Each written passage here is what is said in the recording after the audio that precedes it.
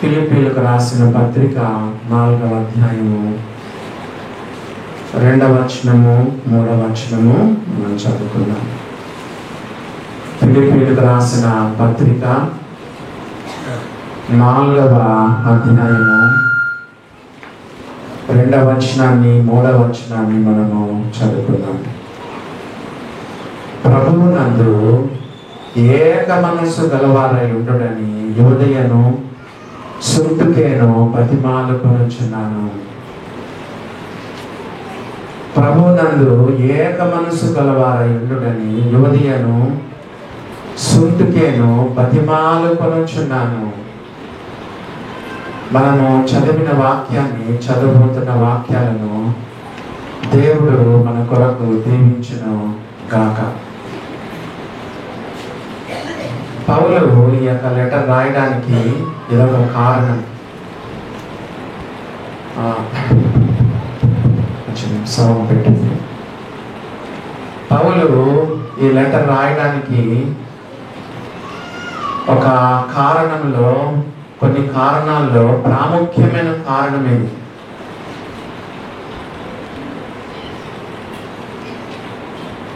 ఏక మనస్సు, సంఘములో ఏక మనస్సు కలిగి ఉండండి. వన్నెస్ అనేది చాలా ప్రాముఖ్యమైనది. ఇక్కడ చూస్తే ఇద్దరు సహోదరులు, ఇద్దరికి అసలు పొసగడమే లేదు. మరి మంచి విశ్వాసులు కానీ ఒకరికంటే ఒకరికి అసలు పడనే పడదు. మన సంఘంలో ఇలాంటి వాళ్ళు ఉన్నారా? ఇందాక అన్న చెప్పారు, ఇల్లాలు దేవుని బిడ్డలారా, సంఘాలలో సమస్యలు కొన్నిసార్లు ఆడవాళ్ళ ద్వారానే వస్తాయి. కొన్నిసార్లు ఆడవాళ్ళ ద్వారానే సంఘం ఎంతో అభివృద్ధిలోనికి వస్తుంది. మరి మీరు ఎలా ఉండాలన్నా, ఎలా ఉండగలుగుతారో అలాగా మీరు ఉపయోగపడతారు.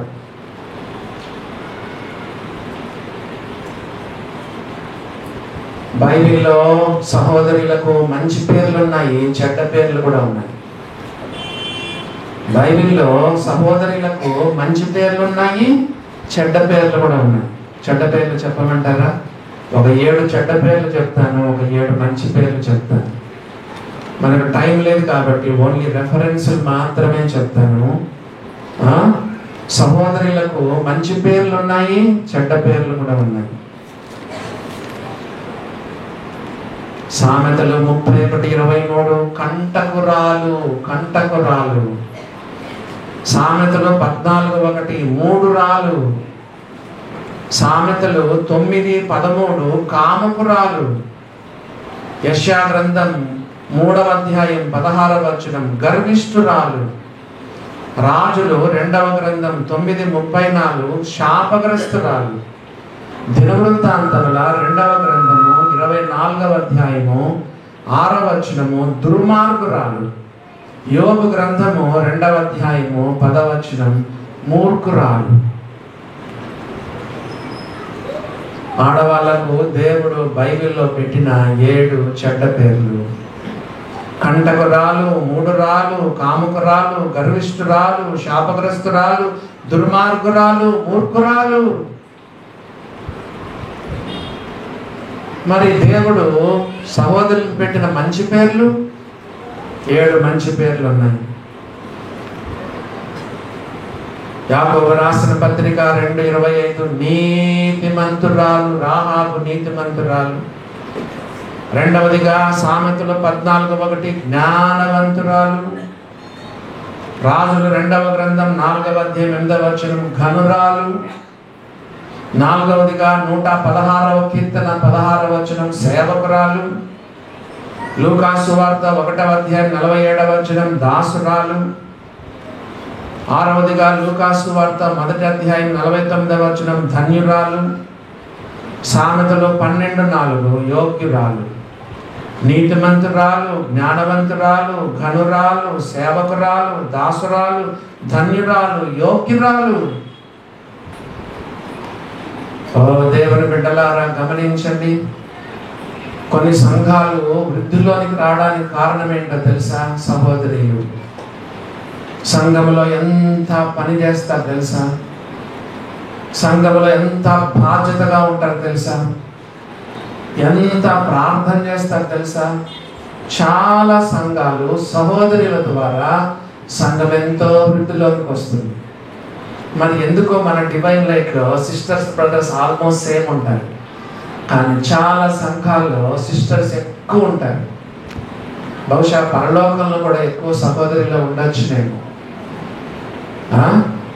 దేవుని బిడ్డలారా, మరి ఎంతో ప్రార్థన చేస్తారు, ఎంతో సహకరిస్తారు, ఎంతో సేవ చేస్తారు, ఎంతో పరిచర్య చేస్తారు, ఎంతో మందికి వాక్యం చెప్తారు, సువార్త చెప్తారు, సంఘానికి నడిపిస్తారు. సహోదరి, నువ్వు మంచిదానిగా ఉండొచ్చు, చెడ్డదానిగా కూడా ఉండొచ్చు. దేవుడు వాళ్ళకు మంచి పేర్లు పెట్టారు, చెడ్డ పేర్లు కూడా పెట్టారు. దేవుని బిడ్డలారా, సంఘానికి మనం ఉపయోగపడాలి, ఆశీర్వాదకరంగా ఉండాలి, దీవెనకరంగా ఉండాలి, ఒక ఛానల్ ఆఫ్ బ్లెస్సింగ్గా మనం ఉండాలి. సంఘానికే కాదు, నీ కుటుంబానికి కూడా, దేశానికి కూడా నువ్వు ఒక ఆశీర్వాదకరంగా ఉండాలి. ఇక్కడ ఇద్దరు సహోదరులు ఉన్నారు, మంచోళ్ళే, విశ్వాసులే, దేవుని నమ్ముకున్న బిడ్డలే.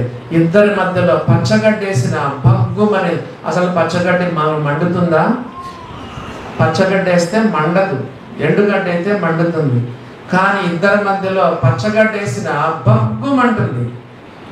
ఇద్దరికి పసగడం లేదు. దేవుని బిడ్డలారా, గమనించినారా?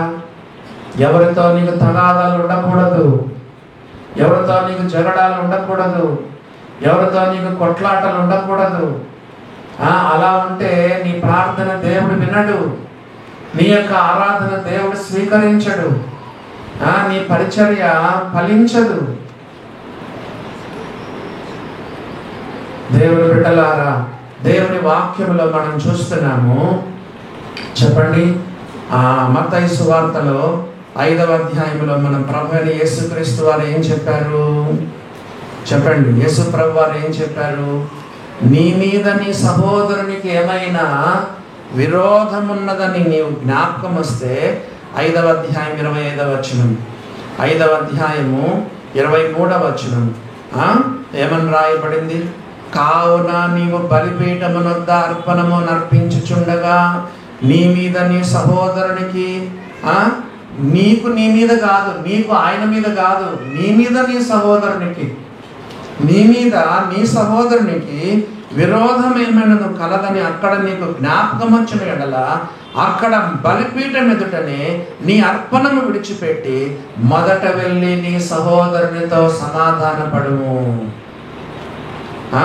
బలిపీఠం ఎదుటనే నీ అర్పణము విడిచిపెట్టి మొదట వెళ్ళి నీ సహోదరునితో సమాధానం పడము, అటు తర్వాత వచ్చి నీ అర్పణము అర్పింపుము.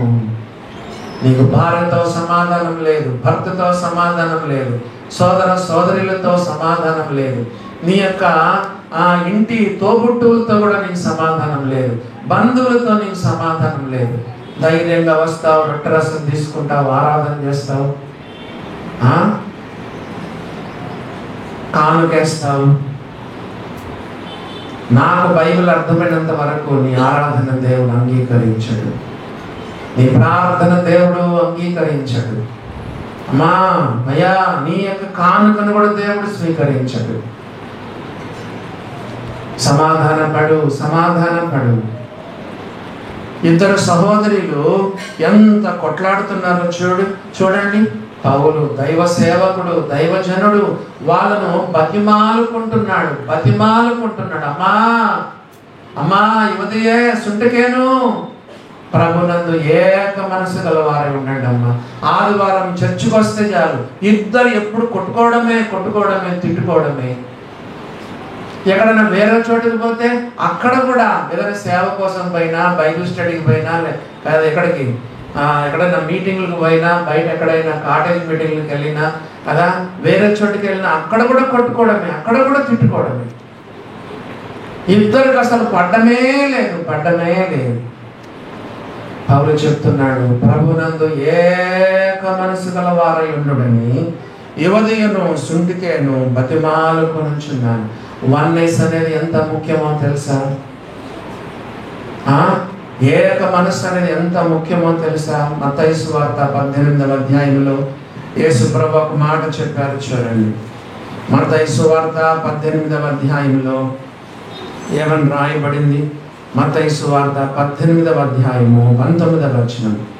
మీలో ఇద్దరు తాము వేడుకొను దేని గూర్చినను భూమి మీద ఏకీభవించినడలా అది పరలోకమందున నా తండ్రి వలన వారికి దొరుకుతుందని మీతో చెప్పుచున్నాను. మీలో ఇద్దరు తాము వేడుకొను దేని గూర్చి అయినా భూమి మీద మీరు ఏకీభవిస్తే, లేకపోతే ఏకీభావం లేకపోతే మీ ప్రార్థన వినడు. మనము సహోదరులు చెప్పండి, మంగళవారం వస్తారు, హౌస్ వైఫ్స్ వస్తారు, ప్రార్థన చేస్తారు. గురువారము 12 గంటలు ప్రార్థన చేస్తారు.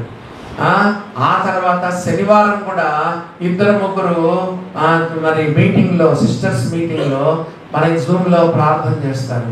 ఆ తర్వాత మరి ప్రతిరోజు కూడా సిస్టర్స్, హౌస్ వైఫ్స్గా ఉన్న సిస్టర్స్ ప్రతిరోజు 2 నుంచి 4 వరకు ప్రార్థన చేస్తారు. కానీ మన మధ్యలో ఏక మనసు, ఏక తాత్పర్యం, ఏక భావం, ఒకదాని అందే మనసు ఉంచకపోతే చెప్పండి, మన ప్రార్థన దేవుడు వినడు. పరిశుద్ధాత్మకు ఆటంకంగా ఉంటుంది. దేవుని బిడ్డలారా, భార్య భర్తల గురించి కూడా చెప్తున్నాను. వన్నెస్ అనేది చాలా ప్రాముఖ్యమైంది. భర్తతో భార్య ఏకీభవించకపోతే, భార్యతో భర్త ఏకీభవించకపోతే నీ ప్రార్థన దేవుడు వినడు. అమ్మా, అయ్యా, నీ సేవ ఫలించదు.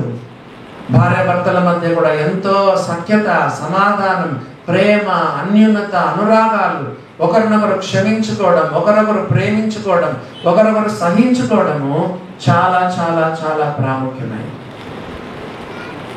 దేవుని బిడ్డలారా, మీలో ఇద్దరు తాము వేడుకొను దేని గూర్చి అయినా భూమి మీద ఏకీభవిస్తే పరలోకమందున నా తండ్రి వల్ల అది మీకు దొరుకునని మీతో చెప్పుచున్నాను. 20వ వచనం మత్తయి సువార్త 18:8. ఏలయనగా 2-3 నా నామమున ఎక్కడ కూడి ఉందరో అక్కడ నేను వారి మధ్య ఉందును. ఇద్దరి మధ్యలో దైవ సన్నిధి ఉంటుంది. 2-3 కలిసి ప్రార్థన చేసుకునేటప్పుడు దైవ సన్నిధి ఉంటుంది. నేను వివాహాలు చేసేటప్పుడు చెప్తాను, ఏంటంటే ఒక 3 నెలలు మీ వివాహం చాలా విమానంలో పోయినట్టు ఉంటుంది. పెళ్ళయిన తర్వాత చాలా బాగుంటుంది ఒక 2 నెలలు. ఆ తర్వాత మెల్లమెల్లగా కష్టాలు వస్తాయి, శ్రమలు వస్తాయి, ప్రాక్టికల్ ప్రాబ్లమ్స్ వస్తాయి. భార్య భర్తలు ఏకీభవించి ప్రార్థన చేయండి. చేతిలో చేయేసి భార్య భర్తలు ఏక మనసుతో, ఏక తాత్పర్యంతో, ఏక భావంతో మోకరించి ప్రార్థన చేయండి. మీ యొక్క కుటుంబ సమస్యలు పటాపంచలైపోతాయని చెప్తా ఉంటాను. ఏక మనసు అనేది ఎంత ప్రాముఖ్యమైంది. న్యాయాధిపతుల గ్రంథంలో చూడండి, ఒక మాట చదువుదాము.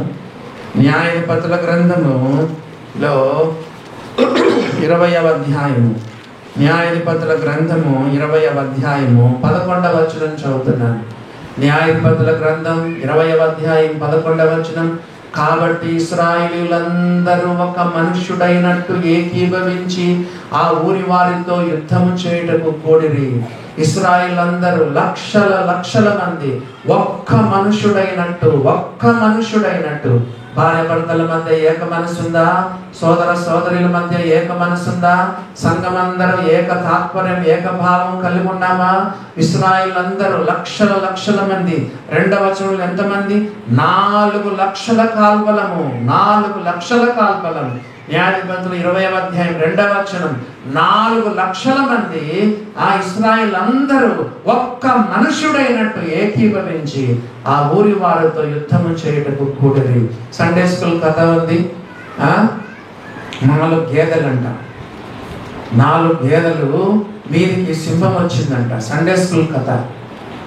4 గేదెల మీదకి సింహం వస్తే గేదెలు 4 కలిసి సింహాన్ని తరిమినాయి. చూడండి, తరిమి దూరంగా తరిమేసి ఒకరోజు ఈ 4 గేదెలు కొట్లాడుకున్నాయి కదా. ఆములలో ఒక గేదె, ఈములలో ఒక గేదె, ఈములలో ఒక గేదె, ఈములలో ఒక గేదె. సింహం చూసింది ఆదివారం ఆ గేదెను, సోమవారం ఈ గేదెను, మంగళవారం ఈ గేదెను, బుధవారం ఈ గేదెను, 4టిని కూడా ఏం చేసింది? చంపేది. సండే స్కూల్ కథ కానీ దీంట్లో ఎంత భావం ఉంది చూడండి. దేవుని బిడ్డలారా, అపోస్తలుల కాల గ్రంథము 4వ అధ్యాయంలో ఒక మాట చదువుతాము. అపోస్తలుల కాల గ్రంథము 4వ అధ్యాయము 32వ వచనం చదువుతున్నాను. అపోస్తలుల కాల గ్రంథము 4వ అధ్యాయము 32వ వచనం. విశ్వసించిన వారందరూ ఏక హృదయమును ఏకాత్మయు గలవారయురి. There was a great unity among them all. వాళ్ళందరిలో ఏక మనసు, ఏక తాత్పర్యం. వారు విశ్వసించిన వారందరూ అంటే ఎంతమంది చెప్పండి? పెంతెకోస్తు రోజే 3,000 మంది రక్షణ పొందినారు. ఆ తర్వాత 4వ అధ్యాయం 4వ వచనంలో పురుషుల సంఖ్య 5,000 మంది ఆయన. స్త్రీలు ఎంతమంది, పిల్లలు ఎంతమంది, యవనులు ఎంతమంది, రక్షణ పొందిన వారు, విశ్వసించిన వారు అందరూ వేల మంది ఏక హృదయమును ఏకాత్మయం గలవారై ఉండిరి. There was a great unity among them all. ఒక చిన్న ప్రశ్న అడుగుతాను. ఏక మనసుని గురించి ఎక్కడైనా ఒక అధ్యాయం రాయబడిందా బైబిల్లో? ఏక హృదయం గురించి బైబిల్ ఎక్కడైనా ఒక అధ్యాయం ఏమైనా రాయబడిందా? 133వ కీర్తన చదవండి. ఒక అధ్యాయం అంతా ఏక మనసు గురించి దేవుడు రాయించినాడు. కీర్తనల గ్రంథము 133వ కీర్తన 1వ వచనం నుండి చదువుతున్నాను. సహోదరులు ఐక్యత కలిగి నివసించుట ఎంత మేలు, ఎంత మనోహరము. ఎంత మేలు, ఎంత మనోహరము. సహోదరుడు ఐక్యత కలిగి నివసించుట ఎంత మేలు, ఎంత మనోహరము. అది తల మీద పోయబడి అహరోను గడ్డము మీదుగా కారి అది అతని అంగీల అంచు వరకు దిగజారిన పరిమళ తైలము వలె ఉండును. ఐక్యత అంటే పరిమళ తైలం. ఎంత సువాసన ఉంటుందండి. ఎవరైనా పర్ఫ్యూమ్ వేసుకొని వస్తే ఎంత వాసన ఉంటుంది, ఎంత వాసన ఉంటుంది, ఎంత ఆహ్లాదకరంగా ఉంటుంది. దేవుని బిడ్డలారా గమనించండి. అహరోను తల మీద పోయబడి ఆ గడ్డము మీదుగా కాలి అతని అంగీల వంచు వరకు దిగజారిన పరిమళ తైలం వలె ఉండును. సియోను కొండల మీదకి దిగవచ్చు, హెర్మోను మంచు వలె ఉండును. మంచు ఎప్పుడైనా చూసారా? మంచు జిగేలు అంటూ మెరుస్తూ ఉంటుంది మంచు. మంచు చూడడానికి ప్రకాశమానంగా ఉంటుంది. మంచును చూస్తే మన కళ్ళు కూడా చాలా సంతోషపడతాయి. ప్రకాశమానంగా ఉంటుంది మంచు. అలాగా ఐక్యత ఉంటుందంట. ఐక్యత కలిగి నివసించుట ఎంత మేలు, ఎంత మనోహరము. ఆశీర్వాదమును శాశ్వత జీవం అంచట ఉంటుంది. ఆశీర్వాదం శాశ్వత జీవం ఉంటుంది. దేవుని బిడ్డలారా, కొన్ని సంఘాలను చూడండి, ఐక్యత లేదు, సఖ్యత లేదు. ఈవెన్ బ్రదర్ అండ్ సంఘాల్లో కూడా చాలా సంఘాల్లో ఐక్యత లేదు. నేను పెద్ద అంటాడు, నేను పెద్ద, అందరు లీడర్స్ అయిపోతారు. సాధారణంగా సంఘాలు కూడా ఎట్లుంటాయంటే ఫస్ట్ జనరేషన్ బాగుంటుందండి. భక్త సింగ్ గారు చనిపోయిన తర్వాత, ప్రభు సన్నిధికి వెళ్ళిన తర్వాత ఆయన ఉన్నప్పుడు ఎంతగా సంఘాలు క్షేమాభివృద్ధి పొందినాయి. ఇప్పుడు ఆయన ప్రభు సన్నిధికి వెళ్ళిన తర్వాత కోర్టులు కదా, పోలీసులు, సంఘానికి తాళాలు. ఈరోజు నేను ఒక సంఘానికి వెళ్ళాలి, చర్చ అయిన వెంటనే 3 గంటలకు వెళ్ళాలి. సమస్య ఏంటో తెలుసా? ఒక సంఘానికి తాళం వేశారు. ఇప్పుడు మరి తాళం వేసినారు, సంఘానికి ఎవరిని రానియట్లేదు. ఇప్పుడు విశ్వాసులు 3-4 వారాలుగా వాళ్ళకి ఆరాధన లేదు. నన్ను రమ్మని చెప్పినారు. కొత్తగా కూడుకుంటారు, ఈ రోజు నుంచి వేరే స్థలంలో కూడుకుంటారు. మళ్ళా ప్రారంభం. అది ఎప్పుడు పురాతనమైన సంఘం. దేవుని బిడ్డలారా గమనించినారా? ఎంత భయంకరమైన విషయమో చూడండి. ఈరోజు సాయంకాలం ఒక చోట అక్కడ కొత్తగా ఆరాధన మళ్ళా చర్చికి తాళం వేసేసినాడు కదా. స్థలం నీదై ఉండొచ్చు, ఒకవేళ మందిరం కట్టడానికి అంతో ఎంతో డబ్బు ఇచ్చి ఉండొచ్చు. సంఘం నీది కాదు. దేవుడు తన స్వరక్తం ఇచ్చి సంపాదించిన తన సంఘం. సంఘం ఎప్పుడు కూడా దేవుంది సంఘం. ఎన్నడూ కూడా సంఘము నీది కాదు.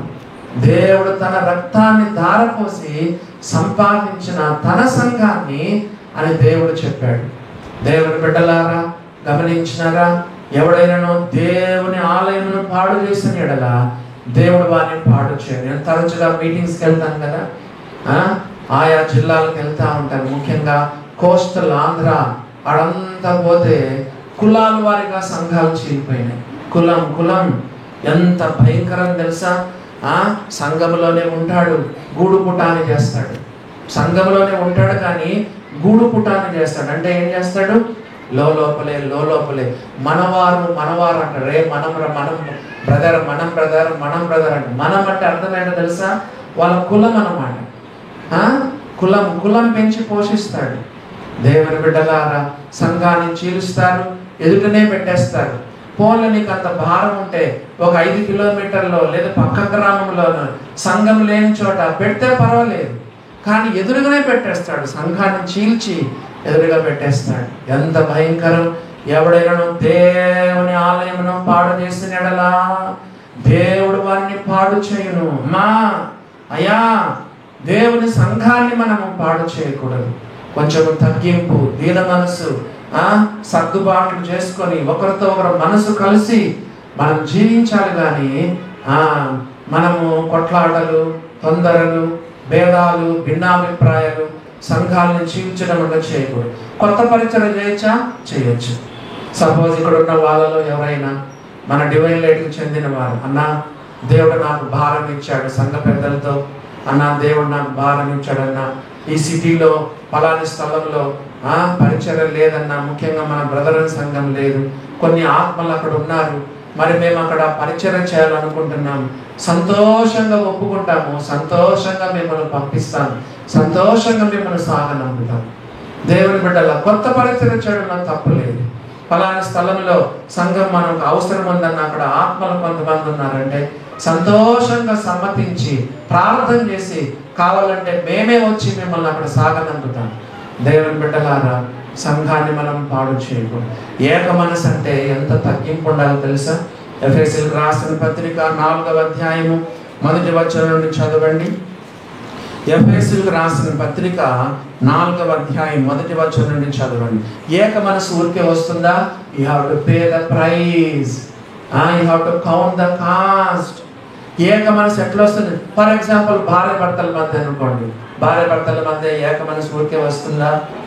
భర్త ఎప్పుడైనా పీకులో ఉంటాడు అనుకోండి, భార్య ఎంతో తగ్గించుకోవాలి కదా, ఎంతో భర్త స్వరం పెద్దగా అయినప్పుడు భార్య కూడా స్వరం పైకెత్తితే ఇంకా రచ్చ అయిపోతుంది ఇల్లు. నో, దేవుని బిడ్డలారా, ఏక మనసు కలిగి ఉండాలంటే ఏమందో చూడండి, ఇక్కడ ఏమందో చూడండి, 4వ అధ్యాయం 1వ వచనం.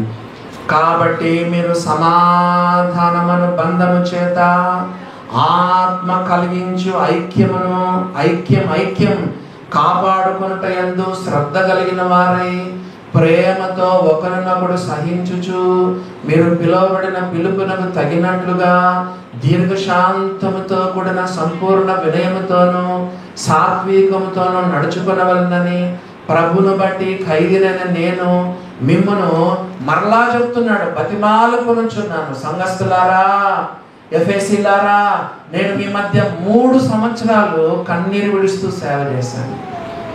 ఏ సంఘములో లేనన్ని సంవత్సరాలు, ఏ సంఘములో లేనంతగా ఎక్కువ సమయము ఏ సంఘములో ఉన్నాడు చెప్పండి? ఎఫెసు సంఘంలో ఉన్నాడు. బైబిల్లో రాయబడింది, 3 సంవత్సరాలు రాత్రి పగలు మీకు బోధించాను. పగలు బోధించాడు, రాత్రి బోధించాడు. 3 సంవత్సరాలు అంటే ఎన్ని ప్రసంగాలు చెప్పండి? చెప్తారు ఎవరైనా? మొత్తము 3 సంవత్సరాలు అంటే సంవత్సరానికి ఎన్ని రోజులు చెప్పండి? 365. 365 ఇంటూ 3 సంవత్సరాలు, 1095 రోజులు వాళ్ళ మధ్యలో ఉన్నాడు. మరి పొద్దున బోధించాడు, రాత్రి బోధించాడు. 1095 ఇంటూ మళ్ళా 2 కదా, 2195 2190 ప్రసంగాలు చేశాడు. ఎవరికి? ఏ సంఘంలో? ఎఫెసు సంఘంలో 2190 ప్రసంగాలు చేశాడు. 3 సంవత్సరాలు రాత్రి పగళ్ళు మానక నేను మీకు బోధించాను. కాబట్టి ఏక మనసు గలవారై ఉండండి, ఆత్మ కలిగించు ఐక్యమును కాపాడుకోండి, ఆత్మ కలిగించు ఐక్యమును కాపాడుకోండి. మరి ఐక్యతగా ఉండాలంటే ఇక్కడ 7 విషయాలు ఉన్నాయి. నేను వరుసగా చెప్తాను, మీరు లెక్క పెట్టుకోండి. నేను 7 విషయాలు, ఐక్యత అంటే 7 విషయాలు ఉన్నాయి చూడండి, వరుసగా చెప్తాను. నంబర్ 1 సమాధానమను బంధము. చెప్పండి, ఐక్యత ఊరికే వస్తుందా? ఒకరు సమాధానంగా ఉండాలి, భార్య భర్తలు సమాధానంగా ఉండాలి, ఇంట్లో సంఘములో సోదర సోదరులు సమాధానంగా ఉండాలి. దేవుని బిడ్డలారా, నంబర్ 1 సమాధానమను బంధము. రెండవదిగా చూడండి, ఆత్మ కలిగించు ఐక్యతను కాపాడుకొనుట యందు శ్రద్ధ ఉండాలి. రెండవది ఏముండాలి? శ్రద్ధ ఉండాలి. మూడవది చూడండి, 3వ వచనంలో ప్రేమతో ఒకరినొకడు. ఐక్యత కావాలంటే ఇద్దరి మధ్యలో ప్రేమ ఉండాలి, ప్రేమ. 4వది చూడండి ఏముందో? సహించుచు, ఒకరినొకడు సహించుచు. 4వదిగా ఏంటి? ఒకరినొకడు సహించుచు. 5వది చూడండి, 3వ వచనం 2వ లైన్లో దీర్ఘశాంతం, లాంగ్ సఫరింగ్. 3వదిగా. 4వది చూడండి, ఎన్నది? 6వది సంపూర్ణ వినయముతోను కదా. 7వదిగా సాత్వికముతోను నడుచుకోండి. ఆత్మ కలిగించు ఐక్యతను మనం కలిగి ఉండాలంటే 7 విషయాలు ఉండాలి. వరుసగా చెప్పండి. నంబర్ 1 సమాధానమను బంధము. రెండవదిగా ఆ ఐక్యతను కాపాడుకున్నట్టుకు శ్రద్ధ. 3వదిగా ప్రేమ. 4వదిగా సహనము. 5వదిగా దీర్ఘశాంతము. 6వదిగా సంపూర్ణ వినయము. 7వదిగా సాత్వికం. ఇందాక భర్తల గురించి చెప్పాను. కొన్నిసార్లు భార్యలకు ఎంతో కోపం వస్తుంది, భార్యలకు ఎక్కువ బీపీ ఉంటుంది, ఒత్తిడి ఉంటుంది. పొద్దున్నే వాళ్ళు వంటలు చేయాలి, పిల్లలను సాగనంపాలి, భర్తలను సాగనంపాలి, చాలా ఒత్తిడి ఉంటుంది. ఆ టైంలో భార్య స్వరము పైకి పెరిగినప్పుడు భర్త కొంచెం ఓర్చుకోవాలి. చూసారా? 7 కుటుంబముల ఐక్యత, సంఘముల ఐక్యత. దేవుని బిడ్డలారా, మరి ఆత్మ కలిగించు ఐక్యత, మరి ఐక్యతను తీసుకొచ్చేవాడు ఎవరు చెప్పండి? ఐక్యతను ఇక్కడే రాయబడింది, ఆత్మ కలిగించు ఐక్యత. డివిజన్స్ తెచ్చేవాడు ఎవరు చెప్పండి? డివిజన్స్ తెచ్చేవాడు ఎవరు? సైతాను. మనల్ని ఐక్యంగా వచ్చేవాడు ఎవరు? దేవుడు. డివిజన్స్ తీసుకొచ్చేవాడు సైతాను. చూసారా దేవుని బిడ్డలారా?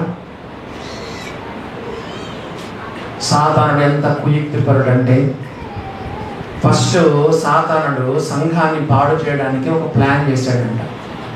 ఫస్ట్ బాగా వినండి, సంఘాన్ని పాడు చేయడానికి సాతాను ఒక ప్లాన్ చేశాడంట. ఏంటంటే బయట వాళ్ళని ఉసిగొల్పినాడంట, బయట వాళ్ళను, యాంటీ క్రిస్టియన్ ఎలిమెంట్స్, మరి మతవాదులు, వాళ్ళు వీళ్ళు సంఘం మీద దాడి చేసి సంఘాన్ని చెదరగొట్టాలని గవర్నమెంట్ను కదా, వారిని వీరిని క్రైస్తవ సంఘాన్ని పాడు చేయాలని మతవాదులు, ఫెనాటిక్స్, యాంటీ క్రిస్టియన్ ఎలిమెంట్స్, గవర్నమెంట్స్ ఎంతో మంది ఆ యొక్క సంఘాన్ని పాడు చేయడానికి ప్రయత్నం చేస్తే అట్టర్ ఫెయిల్ అయిపోయినారంట.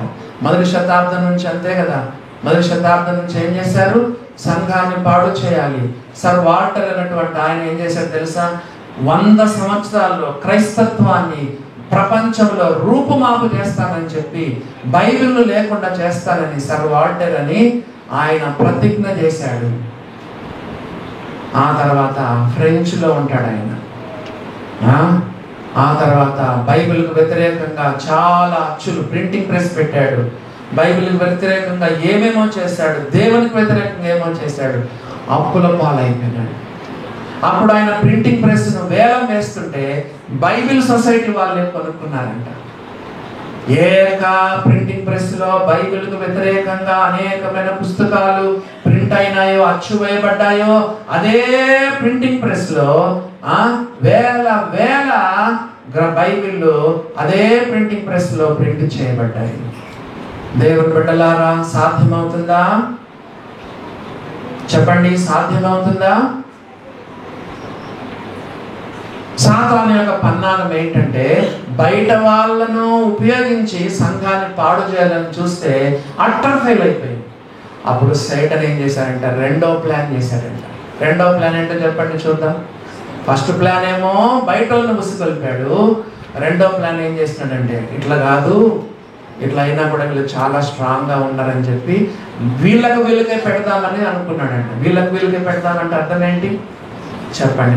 మనకే విరోధం, కక్ష, అసూయ, ద్వేషము, పగలు, మనకు ఏక మనసు లేకుండా ఉండడం కదా. బయట నుంచి కూడా ఫ్యామిలీని డిస్టర్బ్ చేయాలని చూశాడు, మన చేత కాలేదు. అందుకేం చేస్తాడు, భార్య భర్తలకే పెడతాడు. చర్చిలో మనకే పెడతాడు, మనకు పడకుండా చేస్తాడు, ఏక మనసు లేకుండా చేస్తాడు, ఏక తాత్పర్యం లేకుండా చేస్తాడు.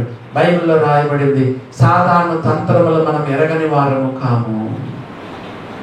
సాధారణ తంత్రములు మనం ఎరగని వారము కాము. దేవుని బిడ్డలారా, ఏక మనసు, ఏక తాత్పర్యం, ఏక భావం ఉందా? చెప్పండి, ఎందుకు నీ కుటుంబం ఇంత పతనం అయిపోయింది? ఇవి లేవు, నీలో లేవు, తగ్గింపు లేదు. భర్త ఒక మాట అంటే సహించలేవు, భార్య ఒక మాట అంటే పడలేవు. నంబర్ 1 సమాధానం, నంబర్ 2 శ్రద్ధ, నంబర్ 3 ప్రేమ, నంబర్ 4 సహనం, నంబర్ 5 దీర్ఘశాంతం, నంబర్ 6 సంపూర్ణ హృదయం, సంపూర్ణ వినయం, నంబర్ 7 సాత్వికం. ఐక్యత కావాలంటే ఈ 7 గుణాలు మనలో ఉంటే చెప్పండి ఎంతో ఉండగలం, ఐక్యతను కాపాడుకోగలం. తిరిగి మనం ఫిలిప్పీలకు రాసిన పత్రిక వద్దాము. 2వ వచనం చదవండి. ప్రభునందు ఏక మనసు గలవారయుండుడని యువదియను సుంటికేను బతిమాలు కొనుచున్నాను. 3వ వచనం, అవును నిజమైన సహకారి ఆ స్త్రీలు క్లెమెంతుతోనూ నా ఇతర సహకారులతోనూ సువార్త పనిలో నాతో కూడా ప్రయాసపడ్డోళ్ళే. మళ్ళీ ఇద్దరు మంచోళ్ళే, విశ్వాసులే, మంచి సహోదరులు, సువార్త పనిలో ప్రయాసపడుతున్నారు. పౌలుతో కలిసి ప్రయాసపడుతున్నారంట. కానీ ఇద్దరికి మాత్రం పడదు. ఏం పేర్లు వాళ్ళిద్దరి పేర్లు? సుంటికేను, యోదియ. మళ్ళా మంచోళ్ళే కదండి. ఎంతగా నాతో కూడా ప్రయాసపడ్డారు, పౌలుతో పాటు ప్రయాసపడినారంట. దేవుని సేవలో ప్రయాసపడుతున్నావా సోదరుడా, సోదరి? అమ్మా, అయ్యా, దేవుని సేవలో ప్రయాసపడుతున్నావా? వీరిద్దరు కూడా సహోదరులు. వీళ్ళ గురించి మంచి మాటలు కొన్ని రాయబడ్డాయి. వీళ్ళ గురించి మంచి మాట ఏంటి? వీరు పౌలుతో పాటు ప్రయాసపడ్డారు. ఏ పనిలో చెప్పండి? సువార్త పని. సువార్త పని.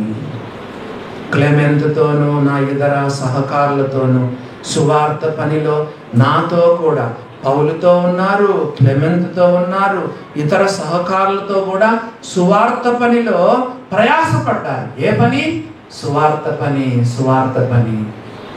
బైబిల్లో కొన్ని పనులున్నాయి. బైబిల్లో కొన్ని పనులున్నాయి. రెఫరెన్స్లు చెప్తాను, రాసుకోండి. బైబిల్లో కొన్ని పనులున్నాయి. ఆ పనులు చూసుకొని మనం ముగించుకున్నాం. నెహెమ్యా గ్రంథము 10వ అధ్యాయము 33వ వచనం చదువుతున్నాను. నెహెమ్యా గ్రంథము 10వ అధ్యాయము 33వ వచనం. నెహెమ్యా గ్రంథం 10వ అధ్యాయం 33వ వచనం చూడండి. ఏమని రాయబడిందో.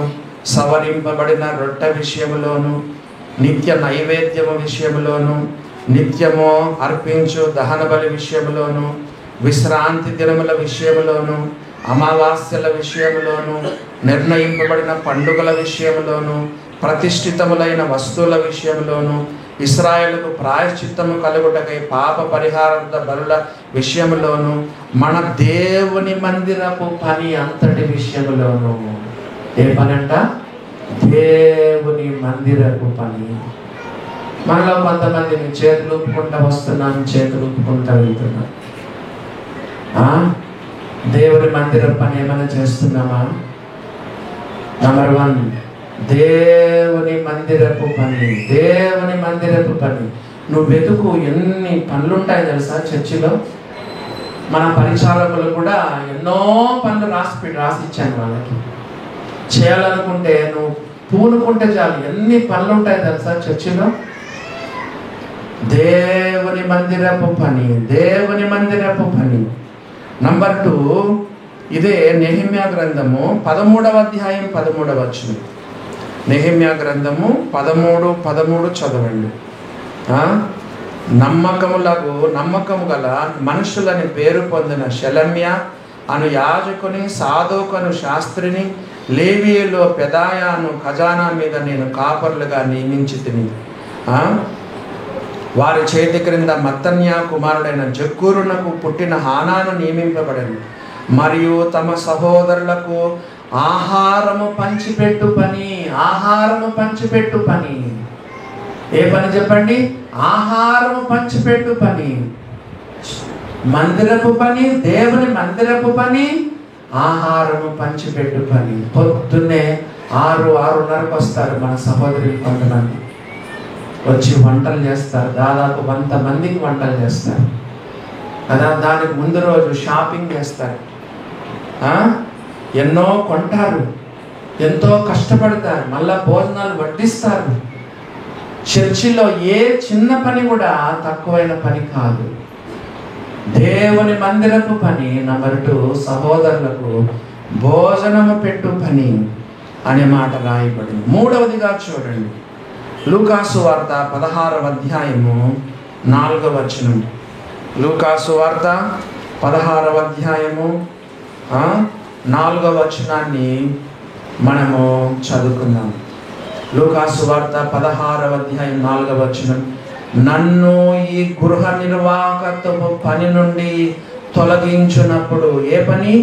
గృహ నిర్వాహకత్వపు పని. గృహ నిర్వాహకత్వ పని అంటే ఎవరైనా చెప్పగలరా? స్టీవర్డ్షిప్. గృహ నిర్వాహకత్వం అంటే ఈ పని, ఆ పని, మంచిది చెడ్డది కదా, బాధ్యత తీసుకొని చర్చిలో ఏమి ఫ్యాన్ రిపేర్ కాదు, ఏ ఫ్యాన్ పని చేయట్లేదు, ఏ ట్యూబ్ లైట్ పని చేయట్లేదు, ఇక్కడ ఏదో లీకేజ్ ఉంది, ఈ ట్యాప్ ఏదో ఇట్లుంది, ఇలా ట్యాప్ ఇరిగిపోయింది కదా. దేవుని బిడ్డలారా, అట్లా చేసేవాళ్ళు కూడా ఉన్నారు మన సంఘంలో. ప్రతిదీ కూడా చిన్నది పెద్దది పట్టించుకునే వాళ్ళు మన గృహ నిర్వాహకత్వ పని. స్టీవర్డ్షిప్.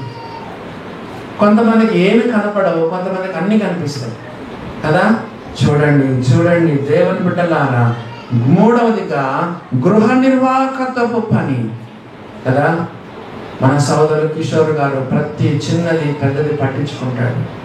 కొన్నిసార్లు తనే వేల రూపాయలు ఖర్చు పెట్టేసి అన్ని రిపేర్ చేపిస్తాడు. బిల్లు ఇవ్వండి కిషోర్ గారు, బిల్లు ఇవ్వండి, నేను చర్చిలో చిప్పిస్తానంటే సొంతంగా ఆయనే ఖర్చు పెడతాడు. ఏదో 5,000 10,000 కాదు. ఈ యొక్క ఏంటివి ప్రొజెక్టర్స్ కానీ, పెద్ద 20,000 30,000 స్పీకర్లు కానీ, 40,000 50,000 సొంతంగా ఖర్చు పెట్టుకొని, కొన్నిసార్లు మెచ్చుకోవాలి కాబట్టి చెప్తున్నాను. మన చిన్న బాబు ఏం పేరు, చైతన్య, అన్నీ చేస్తాడు. దేవుని బిడ్డలారా, గృహ నిర్వాహకత్వపు పని. నేను ఎవరికేం చెప్పలేదు. కొన్నిసార్లు అనుకుంటారు మాకు చెప్పాలి కదన్నా అని కదా. అవసరమైనప్పుడు చెప్తాము. నువ్వంతగా నువ్వు పని కోరుకుంటే చెప్పండి, చేసే వాళ్ళకే చెప్తాను, చేయని వాళ్ళకి మనం చెప్పలేదు. 3వదిగా గృహ నిర్వాహకత్వపు పని అని దేవుని వాక్యంలో చూస్తున్నాం. 4వదిగా చూడండి, 4వదిగా రోమా 12వ అధ్యాయము 8వ వచనం. రోమా 12వ అధ్యాయము 8వ వచనం చూడండి. బోధించువాడైతే బోధించుటలోను, హెచ్చరించువాడైతే హెచ్చరించుటలోను పని కలిగి ఉందాం. పని బోధించే పని కదా, బోధించే పని కదా. ప్రియమైన దేవుని బిడ్డలారా, మరి నేను పెరిగిన సంఘంలో పెళ్ళయ్యేంత వరకు నేను ఏనాడు బోధించలేదు. మన సంఘంలో చెప్తా ఉంటాను, ఆరాధనలో మాట్లాడండి. ఎప్పుడు చూసినా ఆరాధనలో మాట్లాడిన వాళ్ళే మాట్లాడుతూ ఉంటారు. మరి బిఎస్కే రాజన్న మాట్లాడాలి, లేదా రామారావు గారైనా మాట్లాడాలి. మీరు యవనస్తులు దేవుని నమ్ముకున్నారు, రక్షణ పొందినారు. చెప్పండి, ఆరాధనలో మీరు కనీసం వాక్యం చదవండి చాలు. 15 నిమిషాలు 20 నిమిషాలు ఆరాధనలో మాట్లాడాల్సిన పని లేదు. 5 నిమిషాలు చాలు. నార్త్ ఇండియా సేవకుల సదస్సు వచ్చినప్పుడు ముగ్గురు ఎంత చక్కగా మాట్లాడినారు. 5 నిమిషాలు ఎంత రమ్యంగా ఉంటుంది తెలుసా. ప్రసంగం చేయకపోయినా కనీసం 2 మాటలు చదవండి. మరి కొంతమందిని వేరే సంఘాలకు మనం పంపుతున్నాం. వాళ్ళు అక్కడ చర్లపల్లికి, కొండాపూర్కి, మదినాపూర్ కూడా అంతమంది పంపేవాళ్ళు. అక్కడ వాళ్ళు మన వాళ్ళు బోధిస్తున్నారు. ఇక్కడ మీకు అవకాశం ఇస్తున్నాం. ప్రతి శుక్రవారం ప్రార్థనలో మాట్లాడడానికి అవకాశం ఇస్తున్నాం. బయట కూడా మీరు కదా, ఎక్కడ మీకు అవసరం వస్తే అక్కడ మీరు బోధించవచ్చు. బోధించే పని చేయాలి. అది ఇంకోటి ఎన్నో చెప్పండి. అది ఎన్నో పని, ఎన్నోది 4వది. 5వ చూడండి, హెచ్చరించుట అనే పని కలిగి హెచ్చరించుట. నేను రామలింగరెడ్డి అంకుల్ని గమనించినాను. కొంచెం అట్లా చెప్పేవాడు. ఏం బాబు పోయిన వారం రాలేదు, ఏంది బాబు ఇట్లా ఉన్నావు, ఏమా. దేవుని బిడ్డలారా, హెచ్చరించేది కూడా ఒక పని అని రాయబడి, ప్రేమగా అథారిటీ కాదు. అథారిటీ ఉండేది ఒక సంఘ పెద్దలకు మాత్రమే కదా. బల్లలో కూడా మనం వేరే వాళ్ళని హెచ్చరించడానికి, నువ్వు తోటి సోదరుడు అయితే హెచ్చరించడానికి లేదు కదా. అథారిటీగా హెచ్చరించాలంటే సంఘ పెద్దలకు మాత్రమే ఉంటుంది. మిగతా వాళ్ళు ప్రేమగా హెచ్చరించాలి. ఏం సిస్టర్, బ్రదర్, ఏం బ్రదర్, మరి ఇట్లా ఉన్నావు, ఈ మధ్య వెనకబడ్డావే, ఈ మధ్య ఎందుకు నువ్వు స్తుతులు చెల్లించడం లేదే, ఏమి ఈ మధ్య 2-3 వారాలు కనపడలేదు, ఎందుకు పోయిన వారం రాలేదే. చూసారా దేవుని బిడ్డలారా, బోధించే పని అది 4వది. 5వదిగా హెచ్చరించే పని. 6వదిగా చూడండి, 6వదిగా మనం చూస్తే ఫిలిప్పీలకు రాసిన పత్రిక 2వ అధ్యాయం 29వ వచనం. ఫిలిప్పీలకు రాసిన పత్రిక 2వ అధ్యాయము 29వ వచనము చూడండి. ఫిలిప్పీ 2:29లో ఇదో ఇంకొక పని. నా ఎడల మీ ఉపచర్యలో ఉన్న కొదువను తీర్చుటకై అతడు తన ప్రాణమునని ఎపప్రదితు తన ప్రాణమును లక్ష్య పెట్టక క్రీస్తు యొక్క పని. ఏ పనిది? పౌలుకు వస్తువులు పంపించారు, కానుక పంపించారు. ప్రయాణంలో సిక్కైనాడు. దైవ సేవకులకు చెప్పండి, కొన్ని వస్తువులు పంపడం కానీ, కొన్ని వస్తువులు ఇవ్వడం కానీ, కానుక ఇవ్వడం కానీ, ఎవరైనా ఇచ్చిన కానుకను తీసుకొని వేరే వాళ్ళకి ఇవ్వడం కూడా ఒక పని. చూసారా దేవుని బిడ్డలారా, ఫిలిప్పీలు జైల్లో ఉన్న పౌలుకు కొన్ని వస్తువులు, కానుక, డబ్బులు తీసుకొని వస్తా ఉండగా సిక్కైనాడు. పౌలు దీన్ని ఏమంటున్నాడు? ఈ యొక్క క్రీస్తు పని కొరకు చాలా సిద్ధంగా తన ప్రాణమునైనా లక్ష్య పెట్టక. ఇంకో వచనం కావాలంటే రోమా 16వ అధ్యాయం కూడా చూడండి. రోమా 15వ అధ్యాయం 28వ వచనం. రోమా 15:28 చూడండి. సేమ్ ఇదే. రోమా 15:28, 26 కూడా చదువుదాం. 25లో యెరూషలేము వెళ్ళుచున్నాను, ఏలయనగా యెరూషలేములో ఉన్న పరిశుద్ధులలో బీదలైన వారి నిమిత్తము మాసిదోనియా వారు, అకయ వారు కొంత సొమ్ము చందా వేయని ఇష్టపడిరి. అవును, వారికి ఇష్టపడి దాన్ని చేసిరి. గనుక వీరికి రుణస్థులు. ఎట్లనగా అన్యజనులు వీరి ఆత్మ సంబంధమైన విషయంలో పాలివారై ఉన్నారు. 28వ వచనం చదవండి. ఈ పనిని ముగించి, ఇదొక పని. మాసిదోనియా దేశస్థులు కానుక ఇస్తే ఆ కానుకను తీసుకొని యెరూషలేముకి వెళ్తున్నాడు పౌలు. ఏమన్నాడు? ఈ పనిని నేను ముగిస్తున్నాను, ఈ పనిని ముగిస్తున్నానని చెప్పాడు. దేవుని బిడ్డలారా కదా, దేవుని డబ్బును ఇతరులకు, మనము బీదలకు, దేవుని సేవకులకు ఇవ్వడం కూడా ఒక పని అని బైబిల్లో రాయబడింది. చూసారా దేవుని బిడ్డలారా, మరి ఇందాక ఒక అమ్మాయి గురించి అనౌన్స్మెంట్ చేశాను. నయోమి కదా, తల్లిదండ్రులు చనిపోయినారు, ఆ అమ్మాయికి పెళ్లి కాలేదు, చాలా హైట్ ఉంటుంది. మరి ఆమెకు మరి స్త్రీ సంబంధమైన రోగాలు వచ్చినాయి, ఆపరేషన్ చేయాలి, మరి దీనస్థితిలో ఉంది. దాదాపు 1-2 లక్షలు అవుతుంది కదా. మనం ఇలాంటి బీదలకు, వీళ్ళకు మనము సహాయం చేస్తూ ఉండాలి. దేవుని బిడ్డలారా, ఆఖరిగా 7వదిగా ఏ పని అని చెప్పుకున్నాం చెప్పండి. ఇందాక ఫిలిప్పీ పత్రికలో చదివాం కదా. వీళ్ళిద్దరు స్త్రీలు ఏ పనిలో ఉన్నారు? వీళ్ళిద్దరు యువదయస్సుంటికే ఏ పనిలో ఉన్నారు చెప్పండి. మూడవదిగా 3వ వచనంలో, 7వదిగా సువార్త పని. సువార్త పనిలో ఆ ఇద్దరు కూడా నాతో కూడా ఎంతో ప్రయాసపడిన వారు. వారికి సహాయం చేయమని నిన్ను వేడుకొనుచున్నాను. బహుశా సంఘ పెద్దలు చెప్తున్నాడు, నిజమైన సహకారి సహాయం చేయి, వాళ్ళిద్దరిని సమాధానపరచు. ఇద్దరు అస్సలు వినడం లేదు. సహకారి, ఓ సంఘ పెద్ద, నిన్ను బతిమాలుకొనుచున్నాను, నిన్ను వేడుకొనుచున్నాను, వారికి సహాయం చేయయ్యా. ఇద్దరు సమాధాన పడే సహాయం చేయి కదా.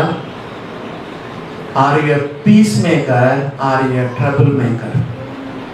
కొంతమంది సమాధాన పరిచేది పోయి ఏం చేస్తారు చెప్పండి? ఈమె గురించి ఆమెకు ఒక మాట చెప్తారు, ఆమెతో మాట్లాడి మళ్ళీ ఈమెకు చెప్పి ఇంకా ఏం చేస్తారు? గ్యాప్ పెంచుతారు. కొంతమంది ఇలాంటి వాళ్ళు కూడా ఉంటారు. సంఘ పెద్దకు చెప్తున్నాడు, నిజమైన సహకారి, ఆమెకు సహాయం చేయండి, వాళ్ళిద్దరికి సహాయం చేయండి. సమాధానపరచు వారు ధన్యులు, వారు దేవుని కుమారులు అనబడతారు. Are you piece maker, are you trouble maker? ఎవరైనా కొట్లాడుతూ ఉంటే ఇద్దరితో మాట్లాడి మన వాళ్ళని సమాధానపరచాలి. ఆఖరిగా ఒక వచనం చదువుకొని ప్రార్థన చేసుకున్నాం. లాస్ట్ లైన్ చదవండి. ఆ సహకారుల పేర్లు జీవ గ్రంథమందు వ్రాయబడి ఉన్నవి. ఆ సహకారుల పేర్లు జీవ గ్రంథమందు వ్రాయబడి ఉన్నవి. ఒక చిన్న పరీక్ష, నీ పేరు జీవ గ్రంథంలో ఉందా? నీ పేరు జీవ గ్రంథంలో ఉందా? ఎవరి పేరైనను జీవ గ్రంథమందు వ్రాయబడినట్టు కనబడని ఎడల వాడు అగ్నిగుండములో పడవేయబడెను. ఉందా? నీకు ఆ ధైర్యం ఉందా? అన్నా, నా పేరు జీవ గ్రంథంలో ఉందన్నా చెప్పగలవా?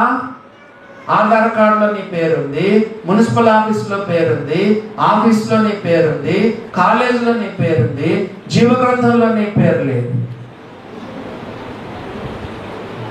ప్రకటన గ్రంథం 20వ అధ్యాయంలో రాయబడింది, 19వ వచనం అనుకుంటాను, 20:15లో, ప్రకటన 20:15, ఎవని పేరైనను జీవ గ్రంథమందు రాయబడినట్టు కనబడని ఎడల వాడు అగ్నిగుండంలో పడవేయబడను.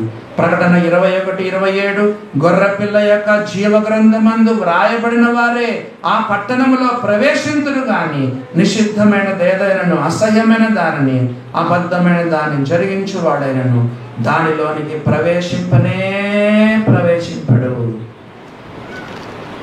నిర్గమాకాండము 33వ అధ్యాయం, నిర్గమాకాండము 32వ అధ్యాయము 33వ వచనం. నిర్గమాకాండం 32:33, ఎవడు నా ఎదుట పాపము చేసెను వాని నా గ్రంథములో నుండి తుడిచివేయుదును. మళ్ళా చదువుతున్నాను, ఎవడు నా ఎదుట పాపము చేసెను వాని నా గ్రంథములో నుండి తుడిచివేయుదును. ఓ దేవుని బిడ్డలారా, గమనించండి. ఆ సహకారుల పేర్లు జీవ గ్రంథమందు రాయబడి. ఇంటికెళ్ళు, తాడో పేడో తేల్చుకో. దేవుని దగ్గర ఏదో ఒకటి తేల్చుకో. నీ పేరు ఉందా లేదా తేల్చుకో, దేవుని దగ్గర తేల్చుకో. లేకపోతే యేసయ్య పాదాలు పట్టుకో, సిలువను పట్టుకో, కన్నీరు కాల్చు, నీ పాపాలు ఒప్పుకో, దేవుని యేసుక్రీస్తుని సొంత రక్షకునిగా అంగీకరించు. ప్రభువా, నా పేరు జీవ గ్రంథంలో ఉండాలి. యేసు ప్రభుని గట్టిగా నమ్ముకో ఈ రాత్రి యొక్క ఉదయకాల సమయంలో. కాబట్టి దేవుడు మనతో 2 ప్రసంగాల ద్వారా మాట్లాడినాడు. ప్రభు రాకడ దగ్గరగా ఉంది, సిద్ధపడదాం, ఒప్పుకుందాం. అలా ఉండడానికి దేవుడు తన కృప మన ఎడల విస్తరింప చేయును గాక.